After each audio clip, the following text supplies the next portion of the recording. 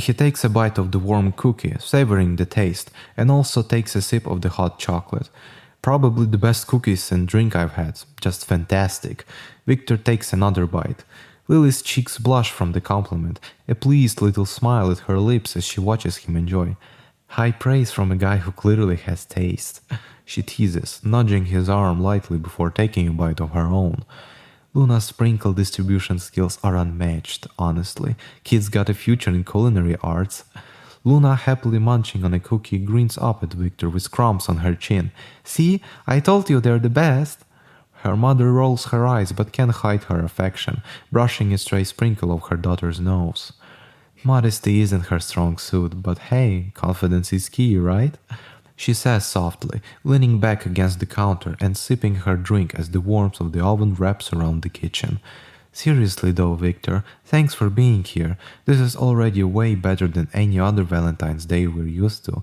If you ever need a baking partner or a sprinkle consultant, you know where to find us. He giggles. Don't worry, I will. Victor finishes his cookies and drink. Outside, it's getting late. The snowy wind isn't planning to stop, and even right now, it doesn't seem to let up. Lily glances at the clock, surprised at how quickly the time has flown by. She stretches her arms overhead with a soft groan.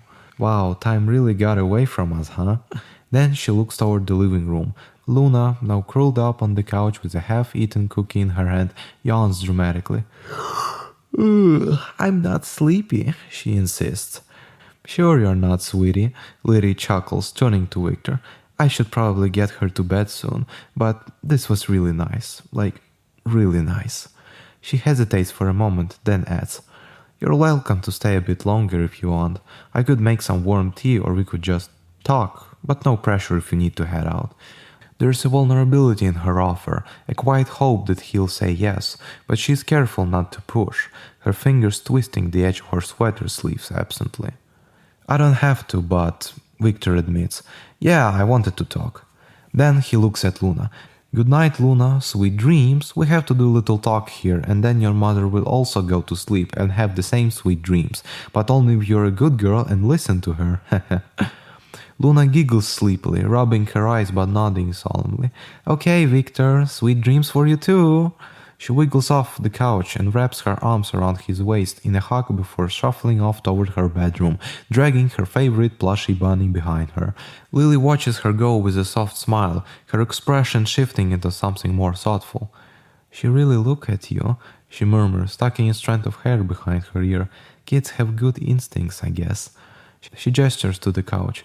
Sit, I'll grab us the tea, unless you're still riding that red velvet cocoa sugar high. Her tone is light, but there's a nervous energy in the way she moves, like she's both eager and anxious for whatever conversation is coming next. Once Victor is settled, she brings the teacups with warm tea and sets them on the coffee table. So, what's on your mind? My thoughts? It was really lovely and I really enjoyed it. It's been a while since I had an evening like this, he admits warmly.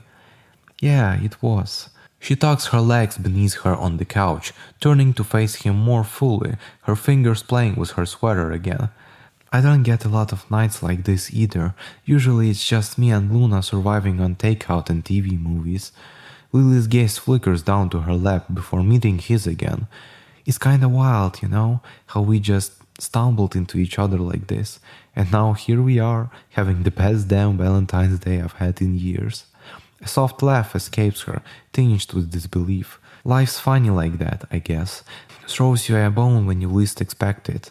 She leans in just a fraction, her voice dropping to something intimate. I'm glad it was you, Victor. Out of all the people, I'm really freaking glad it was you. Her dark eyes search his for a reaction. Victor looks into them, feeling the same connection. Can we maybe meet each other more often like this? Not that I have much to do at home in my free time anyway, but at least I'll know that when I head back from my work shift, I can prepare myself and have good company with you. Plus, I can help with lots of stuff if you want. Lily's breath catches for a second, something raw and hopeful appearing in her eyes, like she's been wanting to hear this but never expected it. You mean that? Her voice is softer now, less guarded, because I'd really like that. A lot. Her posture shifts closer without thinking, her knee bumping against his, this time lingering. I could use the company and the help, honestly, even if it's just someone to eat sad cookies with while Luna tries to sneak extra frosting.